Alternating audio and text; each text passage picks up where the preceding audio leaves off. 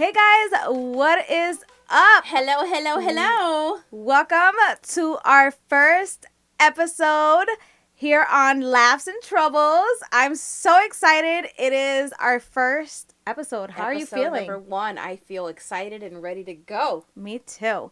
So, as you guys know, I am the host. My name is Johanna Rios, and this is my sister. She is my co-host. Diana For Rios-Sheldon. this segment. Well, technically, this podcast was in the making for about a year. I really wanted a podcast. I've been listening to podcasts for about a few years now. I want to say since 2018. I don't know. I've just been obsessed with podcasts. Finally, I was like, I want to do one, but I didn't know what to do, who to do it with, or like where to start. And I used to work with my sister, and we had amazing conversations, just a grand old time when we worked together. And I figured, you know what, let me call my sister and ask her if she wants to come onto my podcast and be a part of it. Took me a year to agree, but here I am. So she will be on most of the podcast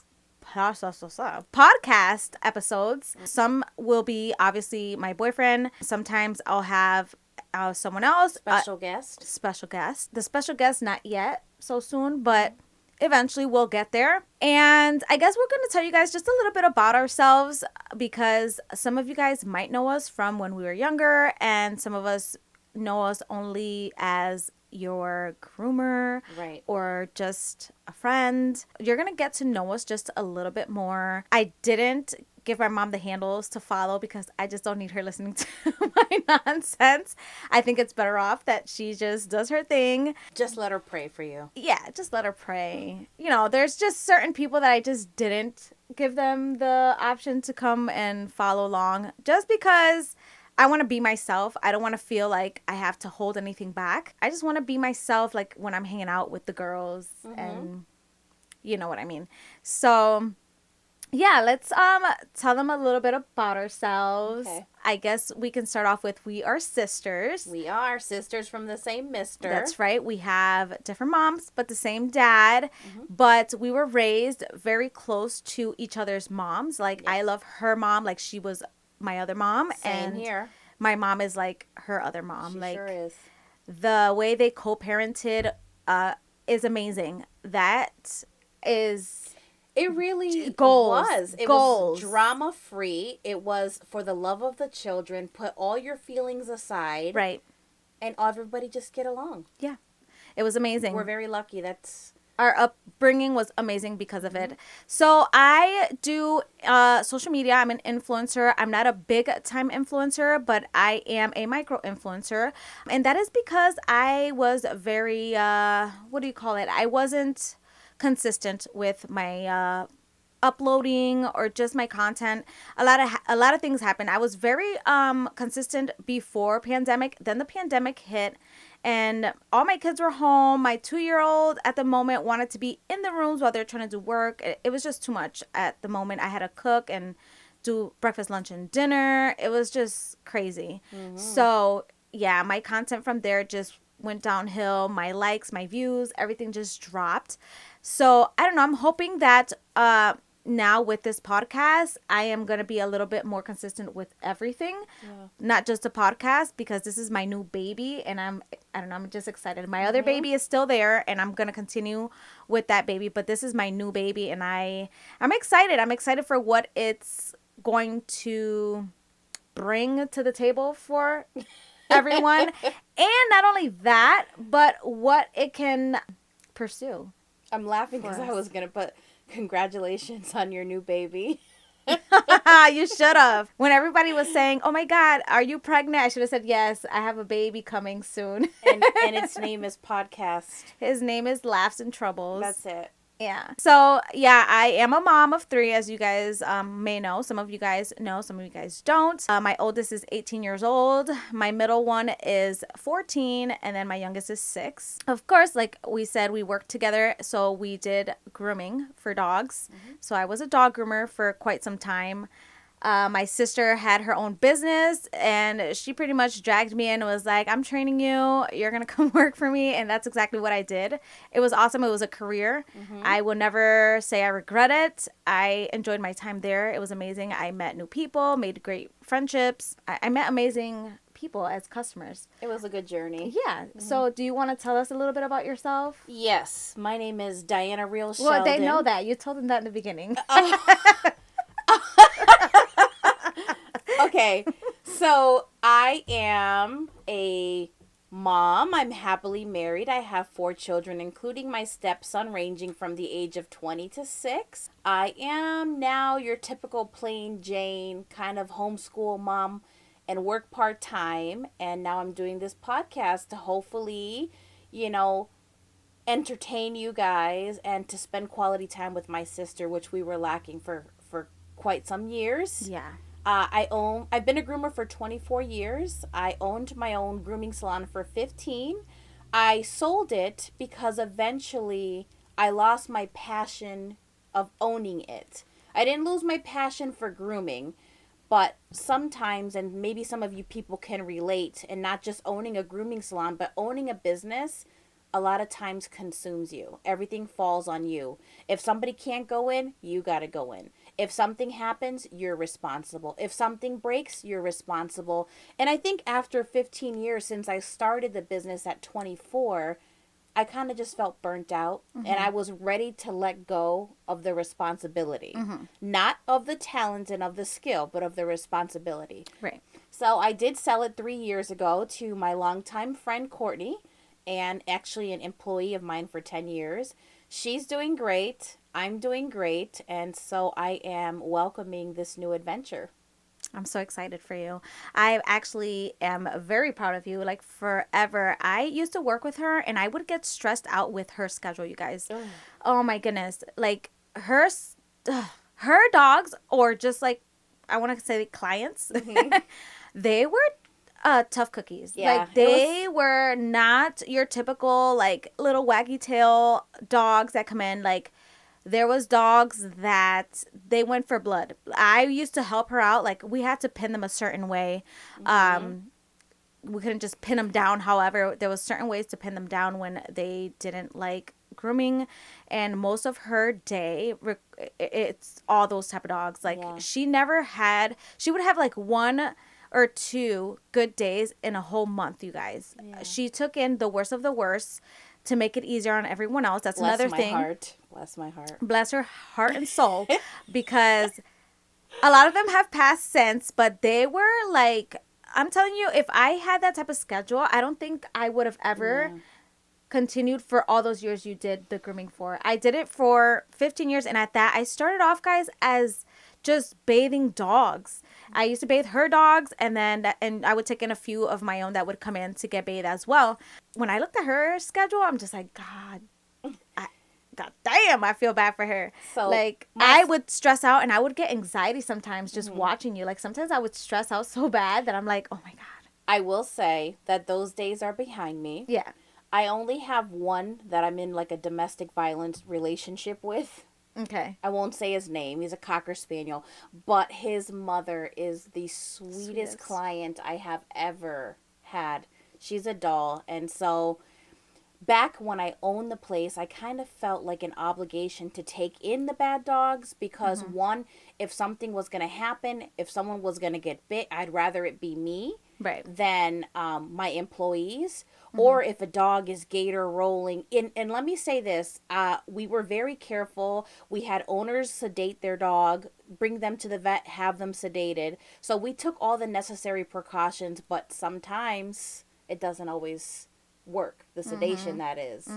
So, to avoid an injury to an animal that's thrashing or to avoid an injury to a groomer, I just took it upon myself. But now my days are much lighter. I almost feel like I'm cheating. Like I just go into work, I do my job, I enjoy it. I'm like, oh. Yeah. So on top of that, my sister does acting. I just want to talk about this a little bit because she did this little show recently. Well, not recently. It was about a few months back. And I was just this proud sister in the audience. You guys have no idea. My boyfriend went along with me and he was like, wow, your sister's really good. I was like, no, I know she's good. I told you she was good. Like, I'm so proud of you. She like drowned herself so much with work for so long that I feel like she didn't do something that was like her passion or just like made her like live. And I was just so proud of her. She's a people pleaser, guys, and I'm trying to work on that with her because for so long she was all about like she's always, and she still does, she worries about what people think and what people would judge her or her character or whatever it is. And I grew up with a mom that was like that, and it's the worst. It's the worst trait, and that's something that I have with my kids. I'm raising them without that trait, where it doesn't matter what they say. Don't worry about who's going to critique you. Yeah. Don't worry about what everyone else has to say, because no one else is in your place. No one else is going to pay your bills. No one else is going to fucking give you a plate to eat besides your mom and your stepmom. Yeah. I think for me, it was more mom guilt. I felt like when it comes to working full time and it comes to picking up an acting gig, even if it's something local, there's a lot of time that you have to invest. And so you feel like you're away from your family, and I start to feel guilty, like, oh man, like, you know, I'm excited for what I'm doing, but I'm not excited for the time that I'm taking away from my kids. And that's normal. That's normal. I go through that all the time. Like, trying to do this podcasting and making it happen, I went nights without sleep, days where like my son's coming up to me, my youngest, and he's like, hey mommy, are you done working yet? And I'm like, no, I'm still at work. Aww. Like, you know, I couldn't really sit down. We always watch movies or do something together on the weekends, and I was just working my butt off and trying to make sure that to make sure that the logo was good, to make sure that our photos were good, to make sure that, I mean, there was still stuff we didn't have, and we had to like pull strings with my dad so he can help us out. So yeah, I definitely get that mom guilt, even without the podcast. When I'm doing just YouTube, TikTok, and I set that time aside, I feel very guilty a lot of times when I'm editing and I don't have the time. It's to definitely be a family hard. person.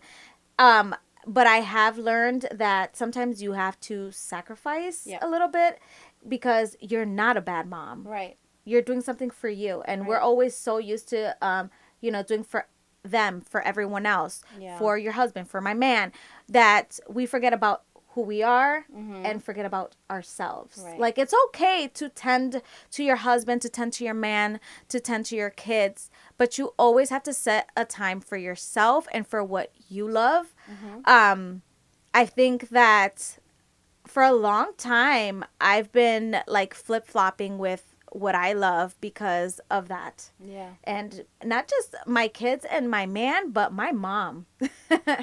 Like, you know, she really likes to spend time with me and, you know, just hang out. And I for a while I wasn't coming around, and it wasn't because I didn't want to or whatever. It was just focusing on you. I was trying to focus on myself, not just focusing myself. I was trying to find myself again, because with the pandemic happening and all that stuff, I felt like I completely lost myself. Like, I didn't want to dress up. I didn't want to put jeans on. I wanted to chill in my sweatpants or in yoga pants all day. I'm all about the leggings, and this ain't no seasonal depression. It just I fits still me have better. the leggings on, you know, as you can see. But, like, I just didn't want to put any effort on trying to figure out what to wear, how to look pretty. Like, I don't know. There was just, I felt like I went down.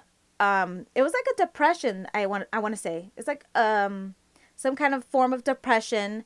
Like, I wasn't sad, and I wasn't, but I definitely just didn't. You were just content being a homebody. No, I just wasn't in the mood for anything. Yeah. I didn't want to go out. Like, sometimes even for grocery shopping, like, Nelson would be like, "Oh, come on, let's go," or whatever. And I'm just like, oh, I'll just write the list and you can go get the stuff. Like, I just didn't want to go anywhere. Yeah. I'm the same way, though. I mean, it doesn't have to do with COVID or seasonal depression, but once I'm wearing a comfortable bata, and for those of you that don't know what a bata is like a muumuu. It's like an old lady nightgown, and to me, the more floral, the more lace, the better. Once I'm in my bata, like, don't call me. Don't call me. FaceTime me. We can talk on the phone. I'm not leaving the house. Oh my God. How many of you guys out there have mom guilt and just blame yourself for everything? And how many of you guys wear batas and muumuus? I don't wear I don't wear batas and muumuus still. I can't get myself to wear one. I'm gonna buy her one. One day we're gonna do a podcast in our batas. Don't you worry. I just can't.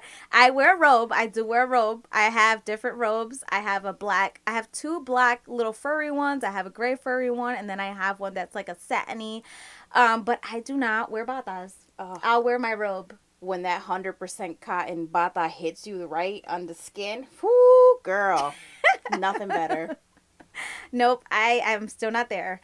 So yeah, that's that about our pretty much adult type of career that we had, or she still has, but I had.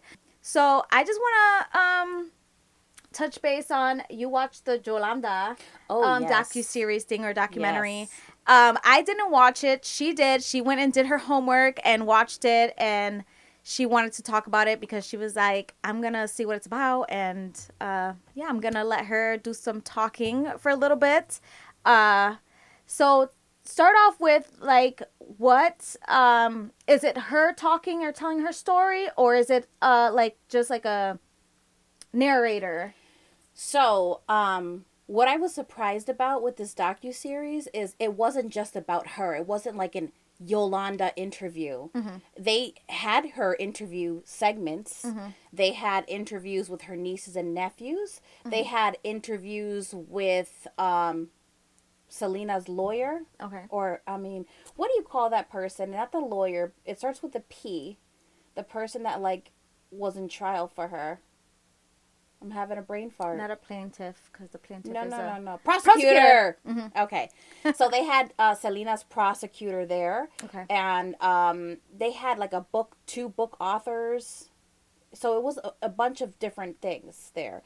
So Selena and Yolanda, the secrets between them. Everybody knows that Selena Quintanilla was a beloved Mexican-American pop star, often known as the Queen of Tejano music, right? We're all familiar with that. Right. She was tragically murdered at the age of 23 by the former president of her fan club, Yolanda Saldivar. So, jumping right in, Yolanda became a huge fan, like way in the beginning of Selena y los Dinos. Okay. It was said at one point she had contacted Abraham Quintanilla, who is Selena's dad and manager, or who was Selena's dad and manager, 10 to 15 times in one day, because she was so excited to start a fan club. He eventually agrees to it, and he makes her the president of the fan club, right? So that's how it starts. And as time goes by, he kind of feels comfortable with her and trusts her. And so Selena had to record the video for Bidi Bidi Bam Bam. And I guess he couldn't go, or her sister Suzette couldn't go. So he asked Yolanda to chaperone her to that video recording. And that's when they became close. They became really close friends. Selena even called her Buffy, which is like a term of endearment that she would call like her besties. And Yolanda claims that that's when she became like close to her, and she had secrets that she was covering up for her, including a supposed affair with the Dr. Martinez. Okay. Which, did you know about that? Because I didn't even hear about that. I did. I heard about that when she did, I think, the interview with Maria Celeste. She did talk about that. Did he ever get interviewed, or did anyone ever speak to him? I feel like there was no proof. Okay. Or maybe the dad just didn't want that out there, or even the husband. I don't think, well, the husband didn't have anything to say or do. He couldn't. Yeah. So maybe the dad shut it down, like you said. But no, I remember that being talked about in that interview. But yeah, a lot of people don't know this, and that's... I learned about it watching this weekend. And so eventually Selena expresses her dream of fashion and opening up her own boutique, you know, because she took pride in like designing her outfits for her shows and whatnot. And she asked Yolanda to help her do this, and she agreed to it. At that point, Yolanda resigns from being president of the fan club, and she became a supervisor for the boutiques. Okay. There was a lady named Tina that was a manager at a San Antonio boutique who happens to be Yolanda's niece. Oh. Which I didn't know, and a lot of people don't know that Tina and Yolanda were related because they had different last names. See, I had no idea. And I think that it stayed that way for Tina's protection, or maybe the family's protection, because obviously, you know, when somebody in the family commits a crime, a lot of times the whole family goes down for that. You know, they get judged. So, according to Yolanda, Abraham was upset that he wasn't incorporated in that business. And what she said is that Mr. Quintanilla told Selena, I want you to choose between this business, the boutique business, which was called Selena, etc., or singing. Okay. So he already had like according to her, like a bad taste in his mouth about the boutique.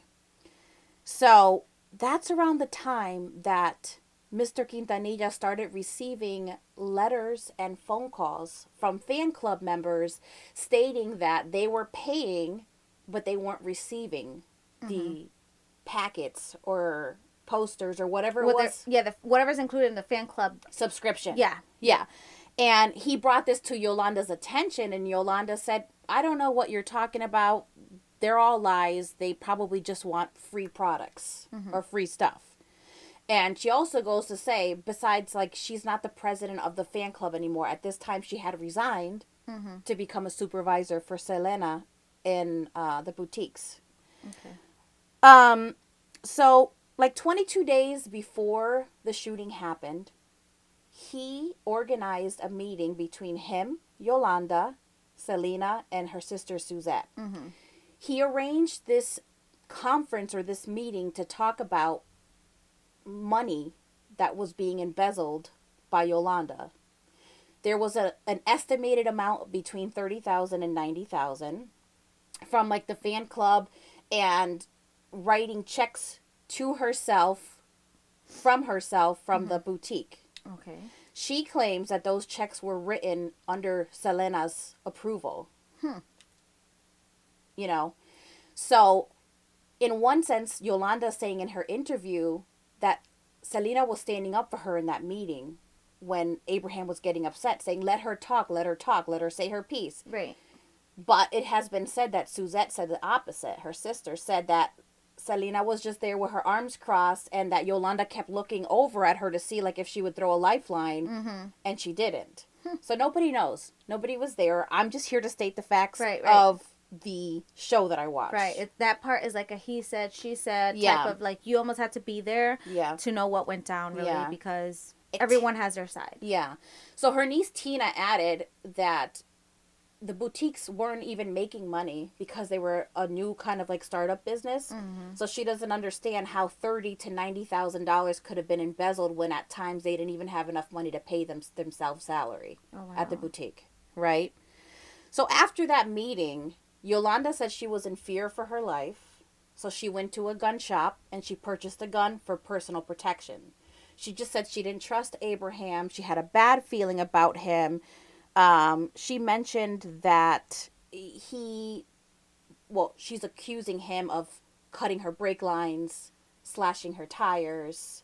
So she just felt like she needed personal protection, and that's why she got a gun, supposedly. So she felt like she was being blackmailed, in other words, like by supposed Abraham. Yeah.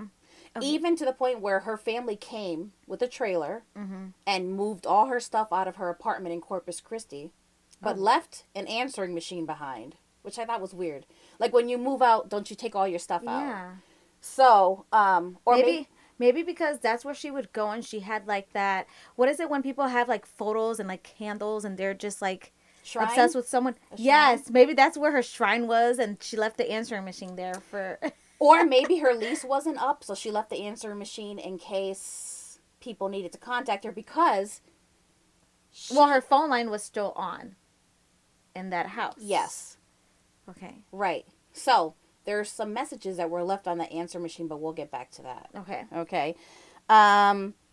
You know what? We'll just get right to it. So on that answering machine, this is before the murder, there was a message saying, you know, we're ready for your orientation for this nursing job. So apparently she was already looking for work because she got hired as a nurse because she used to be a nurse, and she got a message to come in for the orientation. But also on those messages, now this is after the meeting, there was several messages that Selena left for her in a friendly manner, not in a like, business is done, I don't want nothing to do with you, I just need whatever you have. It was like, hey Yolanda, it's me, Selena, like, you know, if you're there, pick up, or, you know, I don't know why you're not home or you're not picking up, I'm calling you from the airplane, it costs money. Like, she was not rude. Yeah, it was more of a friendly tone. Because I heard them on the documentary. She was just like a beautiful soul. Like, she is. You can tell. Yeah. This is a story that I think most people know, is that Selena had contacted her and said, hey, you have documents that I need. You have records that I need for the fan club and for the boutique for tax purposes, and I need to get those from you. So Yolanda agrees and tells her to come to the Days Inn in Corpus Christi. Corpus Christi. Thank you. Because she no longer lived there. I guess she had moved. And what I didn't know, now this is Yolanda's version, is the evening before the murder, Selena and Chris went to the hotel to get the records. And I guess Yolanda was saying Selena was upset, saying, like, how could you do this to me? How could you quit? How could you give up on me? This, that, and the other. And she had said, it's not that I want to give up. It's just I can't deal with certain people and day-to-day, you know, aspects. Right. And told her, here's your documents. She gave her a box and told her there's a briefcase in the truck with the rest of the documents. I guess Selena left with the box and realized that those weren't the documents that she needed. So the next day she goes back to get the stuff that was in the truck in the briefcase. Right. When she got there in the morning, Yolanda was telling her that she had been assaulted. That she was going Mexico. Let me see what part of Mexico. Actually, it doesn't even matter. But she was going through Mexico. She claimed she stopped at a restaurant. She was with her sister, and she got assaulted in the bathroom. So she wasn't sure who she got assaulted by at the time. She was assuming that it was like a hit that was from like Abraham. And she showed her that she had bruises. So Selena goes, okay, well, let's go. I'm going to take you to the hospital, which she did. There's documents. Yes.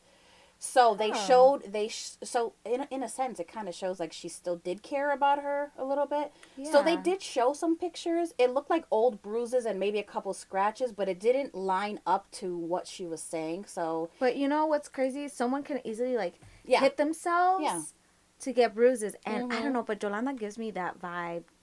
Excuse me. Okay.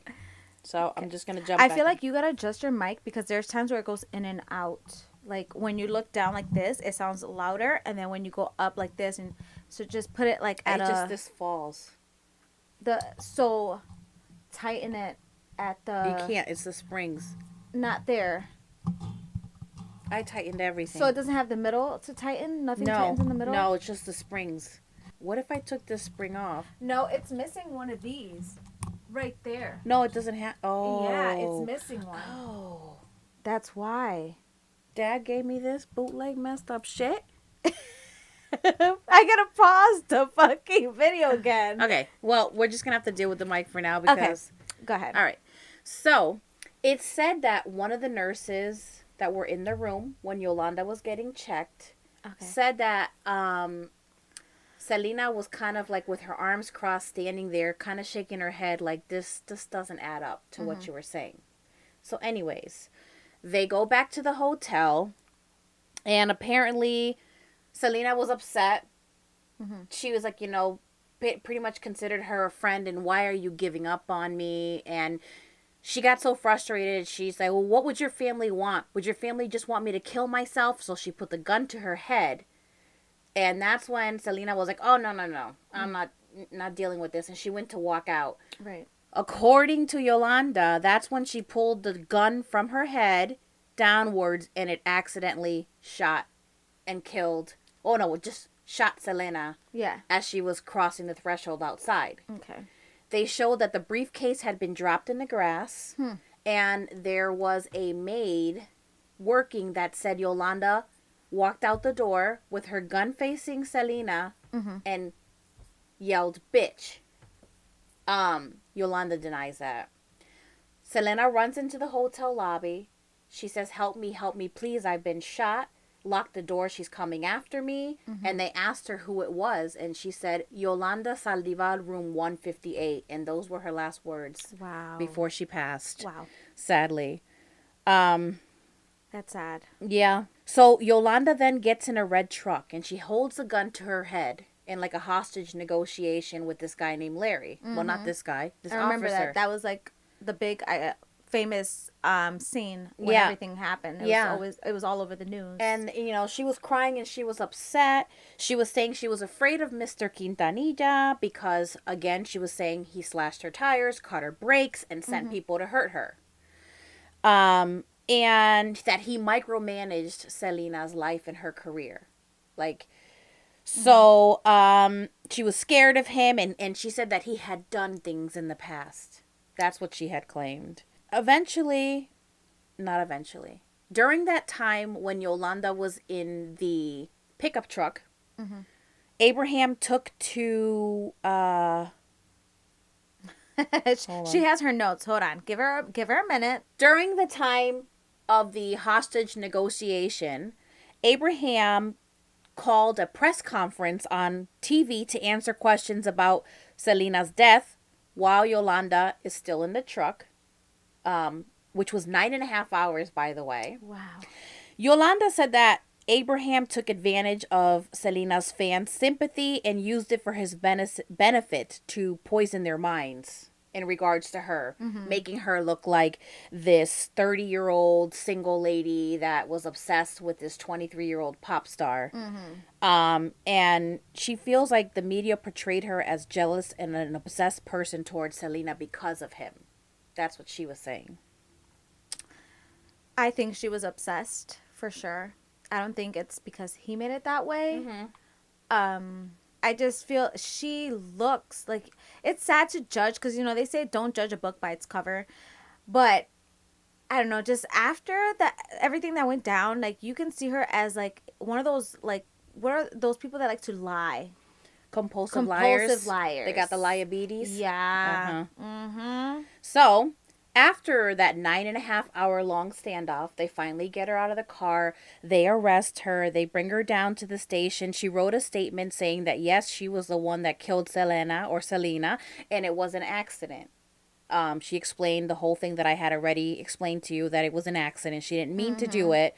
One of the police officers claims or said to her, Yolanda, I don't think that was an accident. Like, guns don't just fire off by themselves. And he basically said that she responded in Spanish and said, fue de coraje. That's what one of the officers or the interrogators had said. Wow. Meaning it was out of anger and rage. That's crazy. She denies that she said that.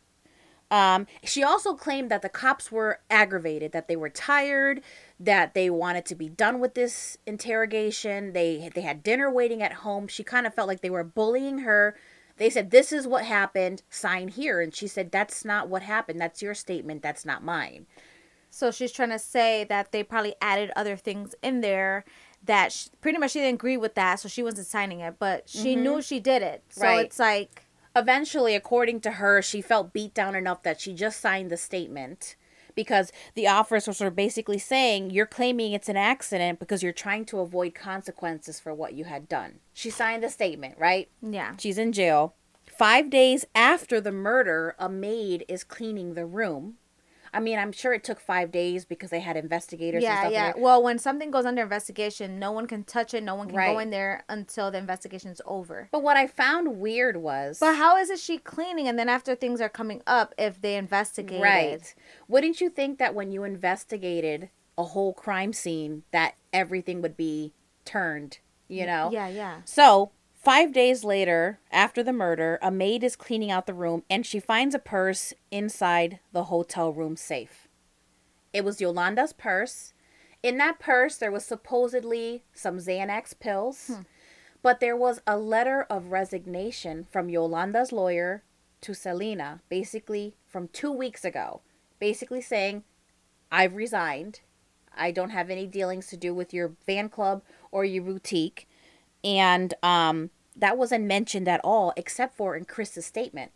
Chris said in his statement that Selena did receive a letter of resignation, but that was kind of like left out. So Yolanda's like, how could I have been an obsessed person if I already put in a letter of resignation and I already had an orientation for a nursing job? Wow. So she's kind of defending herself. Right.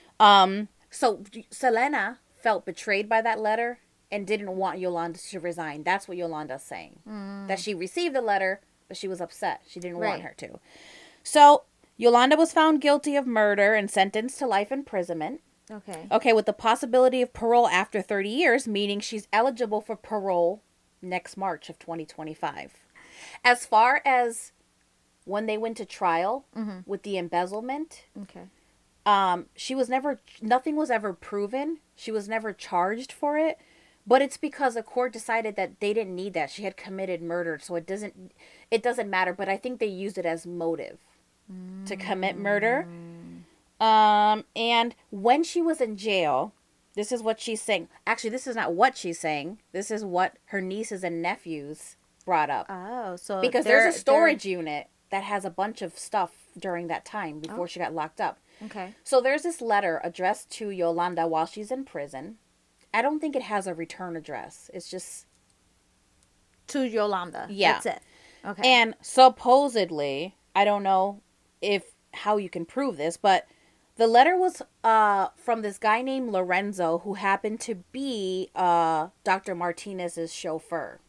And this guy, Lorenzo Salinas, had said to her, you know, Dr. Martinez is the one that ordered the attack on you that day in the restaurant because he felt like you were a threat to his relationship with Selena. Maybe Yolanda had told her, like, this isn't good for you. Like, you shouldn't be with him for whatever reason.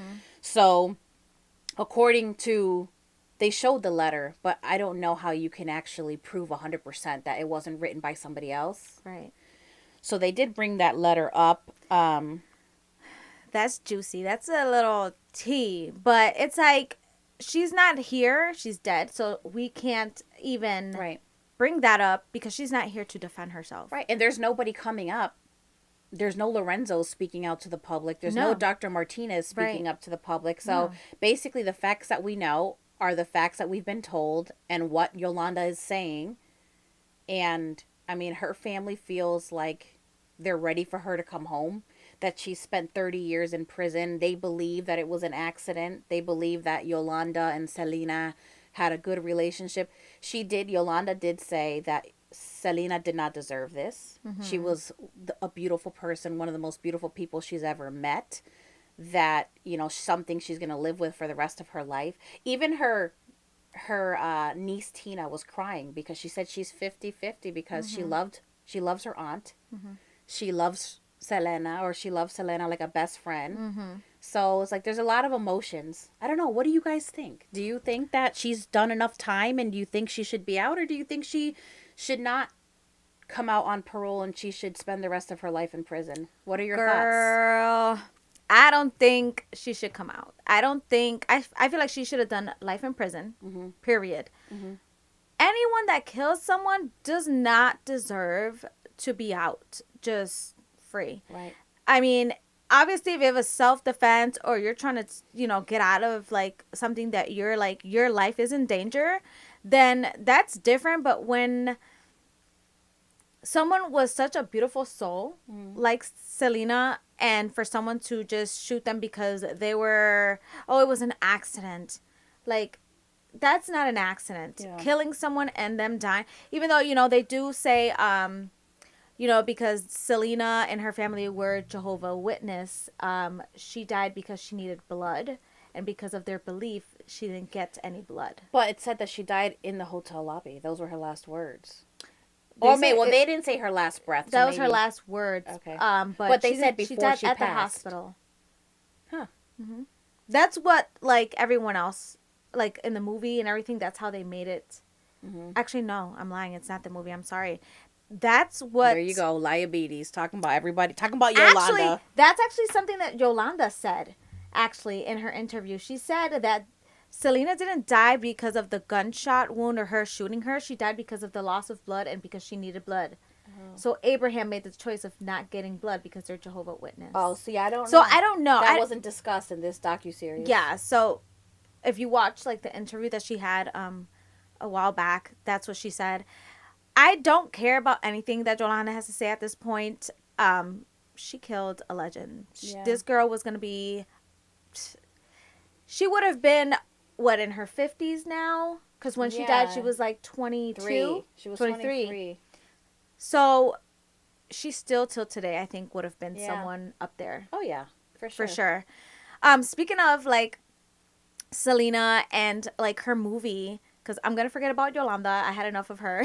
I had enough of her in this little segment. Mm-hmm. But, you know, watching the movie and stuff of Selena, it just brought back so much nostalgia because you guys that don't know, we used to perform and sing, and we had this group, and it was called Cosecha Boricua. And in that group, we sang a lot of Selena songs. We started off pretty much singing her songs. Yeah, we pretty much sang almost all her songs. We performed. We legit were on tour. We were young. I was this little piece of shit on tour, on stage. Like, I was on stage, on tour. We performed New York City. We went to New Haven. We performed Atlantic City, Connecticut, Framingham, Massachusetts, Boston. Oh, my God. I remember always being on the road. Mm-hmm. It was awesome. I loved it. I was a little girl and I loved it. And I still remember, you don't remember, but we did film for a show that was in Atlantic City. I don't know why you don't remember this, but I feel like we have something purple on. I can't remember. I think so. It's coming back. I think so. And I felt like we were the Jackson 5 guys. Like, I was little Michael. I'll be Jermaine. No. But we did perform, and we were on live TV. It wasn't aired out here, obviously, but it was aired out there. And their local stations. Yeah. But you know what's crazy?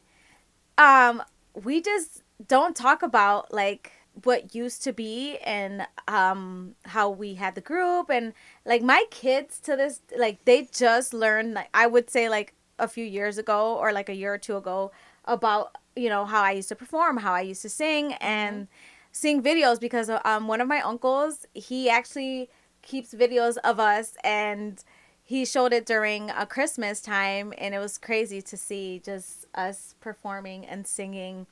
And my son was like, how come you never told us about it or whatever? And honestly, it was because that was such an epic time in my life. I loved being on stage. I loved being behind the mic. I loved getting together and buying things to make our own costumes. Mm-hmm. The fact that you would sit and draw, like, our last few costumes, you sat there and you drew our outfits out, and then we brought it to this person who used to make them for us, named Carolina. Yes, I know Carolina, yes. And, well, Carolina, he used to make our outfits for us, and he would just look at me, and he would cut that fabric, and it would fit perfect. Yeah. It was crazy. Like a glove. Yes. Sure. Yeah. But I missed that. We would, you know, glitter, little bejeweled, gems. Yes, bedazzled. We went all out on our outfits. Yes, little flecos. Oh, I miss it so much. Like, just, I don't know, guys. I miss it. Yeah. But good memories. Yes. Those were good days. They good were times amazing memories, and just to travel, and it's just everything that we did. Yes, it came with a lot of hate. We had a lot of hate from everywhere, being so young, even from other groups, other, like, people that, like, it was just very, like, I think we were in an era where it was just very competitive. And there was a lot of jealousy. That's what it was. Maybe it wasn't jealousy. so much hate, but there was a lot of more jealousy back then than uplifting like people do now. Yeah, yeah. I mean, we also, with the group, I feel like we were so young, so our parents and the adults had to be involved a lot more. Mm-hmm. So a lot of the agreements, a lot of the things that went down too, with adults, we got screwed over a lot during that era. But you know, that's a whole other segment, you guys. That's a whole other episode. So if you guys want to know about like more in detail about like the group thing and stuff like that, we can do an episode where we talk about it and just share with you guys a little bit more in detail about like performances or shows or best memories that we have during that time. But yeah, we put it behind in our back pocket. I didn't really talk about it. I think it's because it was something that I love so much. And then, you know, I was the youngest one. So the other girls were older and they had boyfriends and they went on with their life. You know, they were high school and just like, I don't know, doing their thing. And so I just felt like I was let down. I want to say, in a sense, as a young little girl. I feel like there came a certain point that maybe we were the first to start, but eventually a lot of other people were doing the same thing. Yeah. And so it just got too polluted with the same kind of things, same groups. Yeah, that too. But I feel like also because we got screwed over so much, we had this guy. So we have a family member in my mom's family who is a poet, and he actually signed over rights to us to use his poems and make them into songs. Yeah. And we had the songs. We gave the lyrics to this guy that would make our songs. I'm not going to say his name. I'm going to keep that private.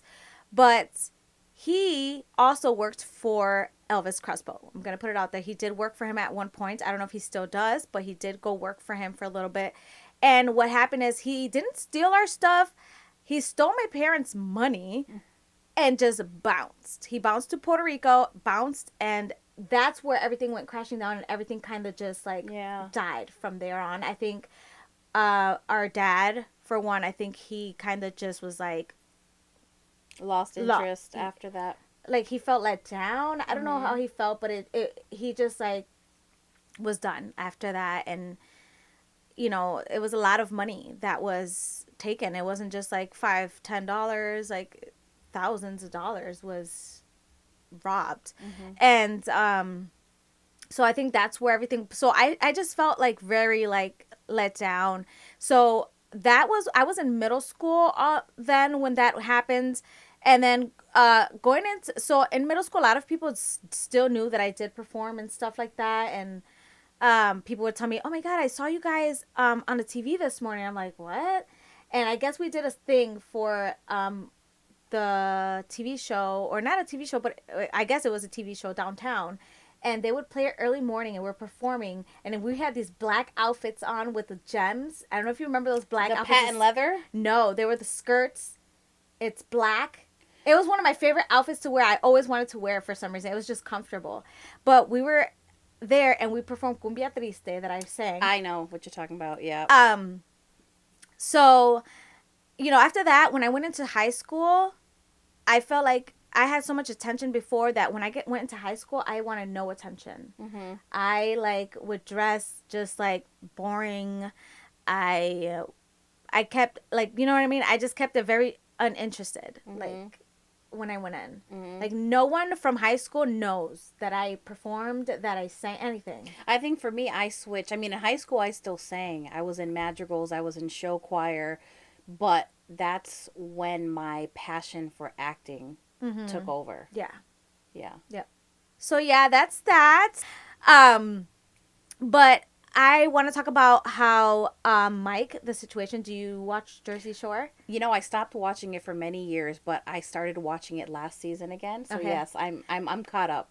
So you know about his new book that he's gonna write? That he wrote. Oh, that he wrote. I'm sorry, that he wrote. So his new book called Reality Check, and I think it's amazing that he shared his story with everyone and how he struggled, like how he literally tapped into cocaine. How he tapped into heroin, And, you know, celebrities, everyone is so shocked to see these type of things or to hear this. To me, it's no shocker because they're a normal person just like everyone else. I'm sorry, guys. I have my drug rug sweater here, and I'm using it as a blanket because I'm a little bloated, so I don't want to show that. But I got my Mr. Rogers sweater for that.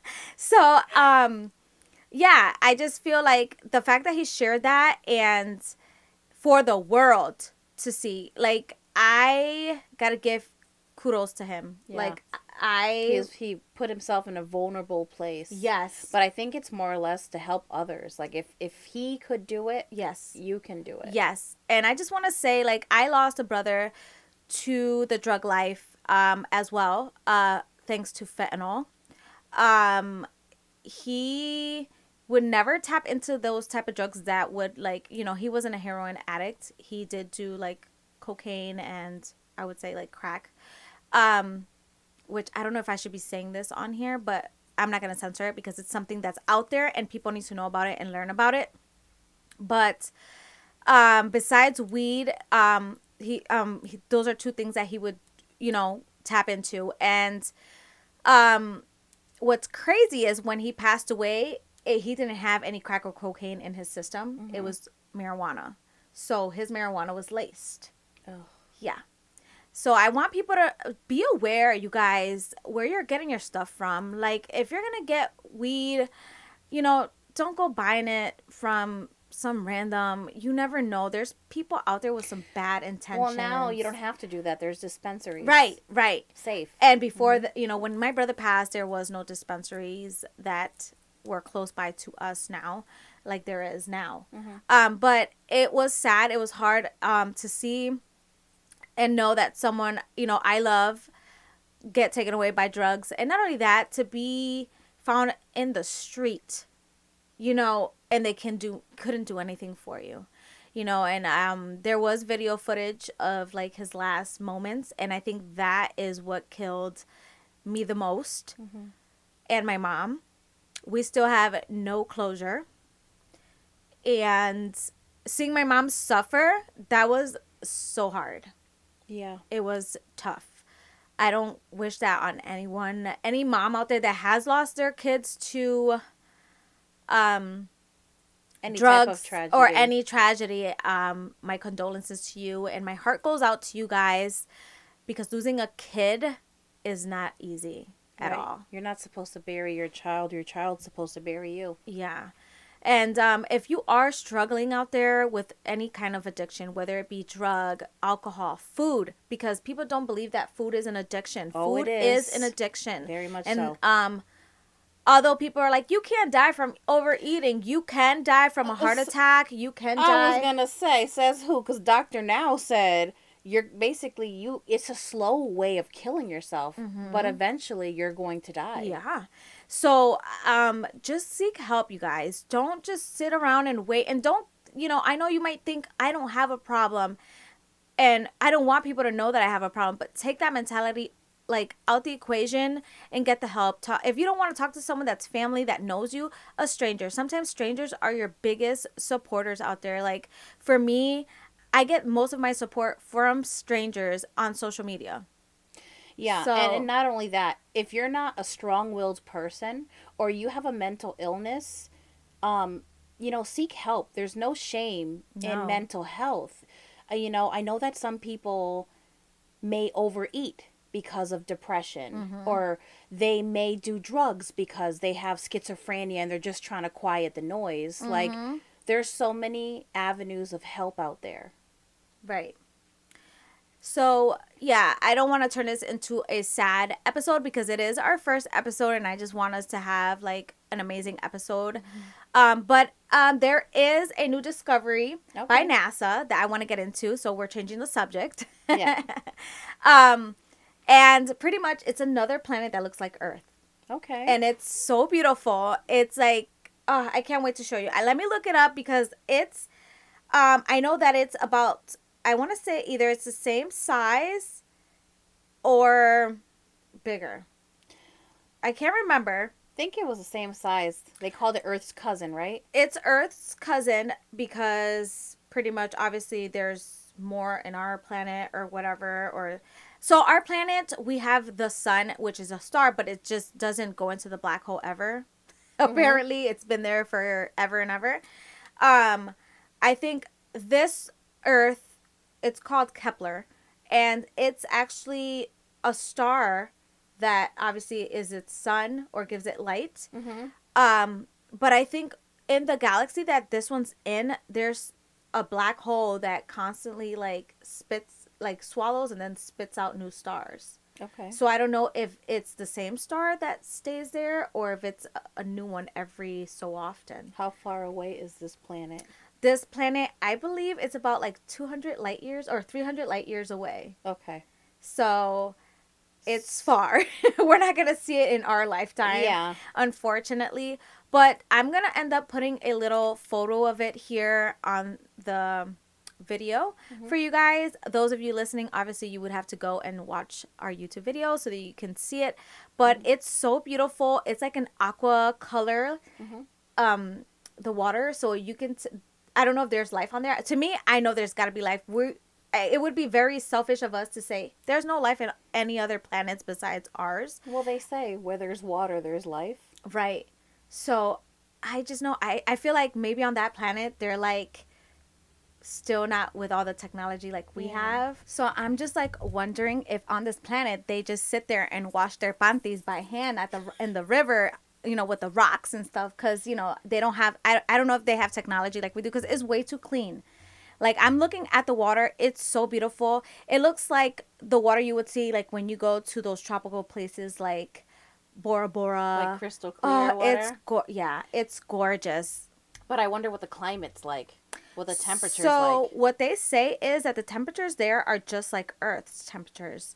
Oh. So, I don't know if they have a winter, spring, or summer, like the seasons that we have. But it's livable. But it's livable temperatures. Yeah. And I think these discoveries of this planet was made back in years ago. They just discovered it in like 2018 and now they're like telling us about it. But how do you know that planet hasn't discovered us a long time ago? And how do you know that they're not more advanced than us? Yeah. And that's why their water's clean and H. pylori free. Could be. Or they could just be living like back in the day, like how Amish still live. They don't use electricity. They use candles. I don't know. But no offense to the Amish out there. But interesting, though. Yeah. And not only that, but also they had this thing on there, too, that they were talking about Saturn. How Saturn pretty much, before they had the rings, they were just a plain little planet. Just bald planet. They say those rings were created by like broken asteroids, meteors, and ice. Well, they do say that the rings are made from ice. Yeah. So it's crazy. And also the rings, like when you look at the planet, it's like this round thing and you see the rings and it looks all close to each other and stuff, but it's not. Like the rings are a good amount of distance away from the planet itself. Yeah. And these rings are so wide that they can fit like 6 of our Earths on top of one ring, like going across from each other. You know what I don't get is how it's like negative 288 degrees on Saturn, but the core is like 15,000 degrees Fahrenheit. Yeah. So the core is hot, but the surface is like negative 288. Yeah, it's fucking crazy. I just want to meet an alien. I've been obsessed with the aliens for a while. So if there is any out there, if you're watching, girl, come on down. If you want to take my spot and co-host with her, feel free. Come down and co-host and like park your spaceship in the backyard. Like, I've been waiting. Like, I think I would be scared for sure. Yeah. I'm not going to sit here and be like, oh my God, I'll meet one. I'll be fine. I'll definitely be scared. But I think I would just, I come in peace, you know, 2 fingers up, peace sign. I come in peace. You know, I just want to be your friend.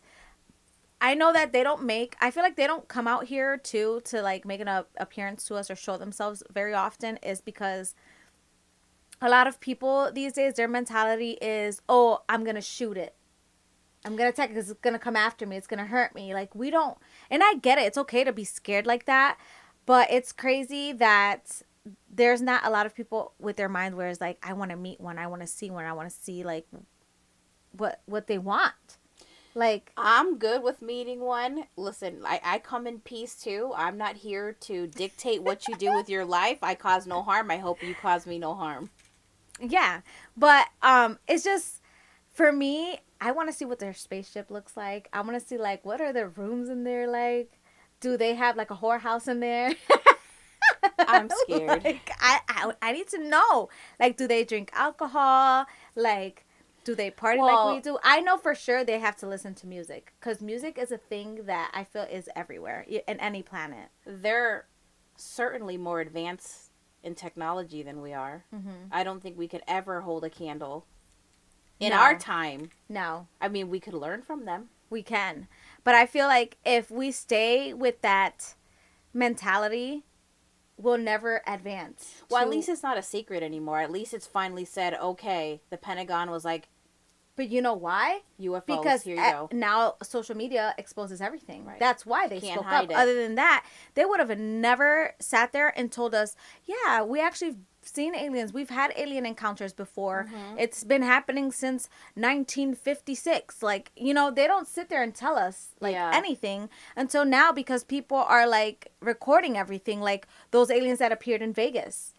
That was real. And they just, those people, like, people went to go see them and they're gone. They're not even in that house anymore. Oh, I think I saw that, like, caught on camera, like in the backyard. Where they called the cops and say, hey, there's these giant, like, and the cop said, figures. I know what you're talking about. We seen something too. Yeah, I saw that. It was on his little, so it's crazy to me that even though they tell us things, they still want to hide things from us. It's like, I just want to know, and if it is dangerous, then it is dangerous, you know, but we'll never know. I think that's why they kept it a secret for so long, to not create mass hysteria, because when you don't know what you're working with, they were probably trying to investigate it, learn about it. Yeah. I mean, I don't... But the thing is, like, people were already, like, having guns and stuff ready to go shoot them, but all they were doing was trying to fix their ship or whatever that they were in to go. Mm-hmm. They didn't get off, and they weren't roaming around and just like, what's up with their little... Because honestly, they're so ahead with technology. Mm-hmm. We have these guns. They probably have these laser beams that come at us, and we're done. They're gonna be like, are you serious? Like, my skin is bulletproof. Yeah. Like, it's crazy. Aliens gonna be like, come at me, bruh. But I have been fascinated with, like, the alien stuff. Like, if there's someone that is, like, that knows about, like, alien stuff. Ever been abducted? Ever been abducted, or you know about all this space stuff, please contact us on Laughs and Troubles and just give us, like, some info. I would love to even have you in on a phone call, just talking on the podcast and just telling us a little bit more, because I like that juicy stuff. Yeah, I like it too. I just don't want to see them. I want to see them. I want to see them. Now that I heard that Puerto Rico is a spot where they be at, like, they have a lot of, like, NASA satellites sightings. Yeah. Like, I want to go. I want to go there just to go look for them. Listen, when the alien was in Miami, I was on the road on my way there. I made it to pretty close. Alien hunting. I was alien hunting. I was hoping I would, like, encounter one the whole ride there. Wait, what alien in Miami? You didn't hear about that? I just heard you and our brother posting stuff on Facebook. Yeah, so supposedly there was, like, I don't think there was any alien sighting there, but something happened where a bunch of people were just running, and then a bunch of cops were there. And people were saying that there was an alien sighting, and there was, like, a 10-foot tall alien there. Oy. But then come to find out, I think the kid that said all that, he wasn't even in Miami. He was just talking shit from his own house. Oh. And made people think that it was true. So we will never know. But I made that as a joke as I was traveling out there to Naples. I went to Naples, Florida. It was awesome there. I love Naples, Florida, for visiting. Obviously not living. Yeah. It was beautiful. But yeah, you guys, I think I'm just going to wrap it up here. We've been talking for a while, and we don't want to bore you guys with all this talk.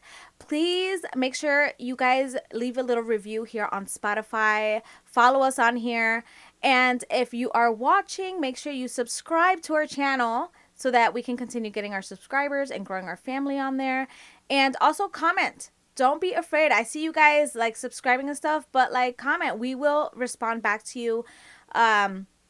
and have conversations here and there. Obviously, I can't respond to all of them, but yeah, I think that's it. We will see you guys next week on our next episode. And hopefully we'll be a little bit more laid back, because I was nervous, even though this is like our second run, because our first time doing this, it was hell, and it went down like this real quick. The first time we recorded a whole podcast and there was no sound. Yeah. So this is take two. Take two. Mm-hmm. And it went well. Yeah, I don't know what else to say. I feel like I can't end it. I don't know how to end it. You guys stay safe. We appreciate you guys. Stay safe. Be well. Be well. And we're happy to see you next week. Yeah. See you guys next week. Bye. Bye.